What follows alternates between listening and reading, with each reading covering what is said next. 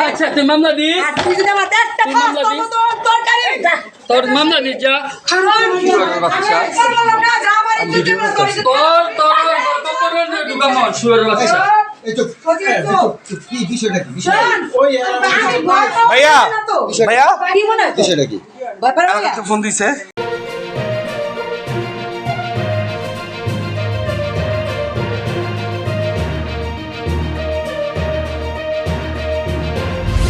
আপনারা দেখছেন শিক্ষা তথ্য নিউজ আপডেট। আমি ভয় পাওয়ার মাই আমি এলাকার পোলা না আমি এলাকার পোলা আমি আমার আমি কিন্তু আপনার ঝগড়া করে করছি ঝগড়া করি না। আপনি তিনটা কথা আমি জিজ্ঞাসি আপনি কোন পত্রিকার সাংবাদিক আচ্ছা আমার উত্তর দেন দেখেন আমি হ্যাঁ? পত্রিকার সাংবাদিক আপনি সিনিয়রের ফোন দেন হ্যাঁ? আর আমার সিনিয়র আমি কি না। আপনি যে একটা বাসায় যে লক দিবেন বা টোকা দিবেন আপনি বাড়ি আনলে ডাকাইবেন ডাকায় তারপর বলবেন যে আমি এই রুমে আমার সন্দেহ হয়েছে আমি এই রুমে সার্চ করবো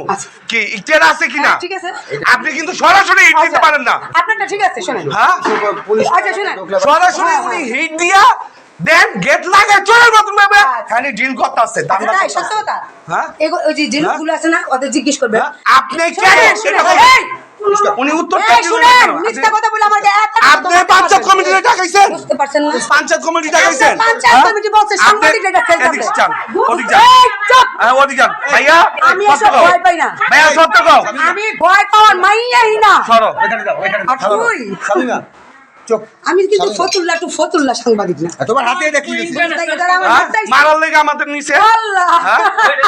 হ্যাঁ বাইরে মারবো সবাই মারতেছে কে এটা দিয়া একটু আগেও তো আমার বাড়ি দিতে নিছে তাই আহা হ্যাঁ